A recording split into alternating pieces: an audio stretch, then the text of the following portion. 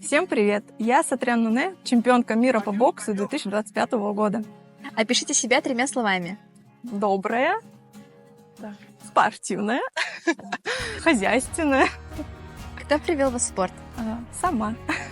Я вообще ходила на танцы, мой старший брат на бокс, и спустя 2 недели я ходила, ждала его, чтобы с ним домой ходить.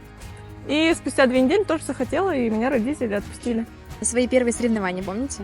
Девочек тогда не было, когда я занималась, и постоянно с мальчиками ставили, косичку прятали. И никто особо не соглашался, а кто прочитал имя, но Сатрян Нуне, и, наверное, не понимали, что девочка, и ставили. А потом, когда шлем снимали, и уже косичка упадала, они говорят, это девочка.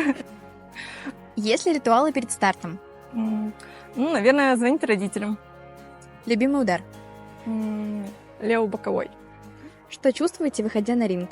Такого ничего не чувствую, только сама себе говорю напутственные слова, то, что вот я все это время тренировалась, и надо показывать то, что я умею делать. Идеальный бой — это? Когда ты заканчиваешь, наверное, нокдауном или даже нокаутом.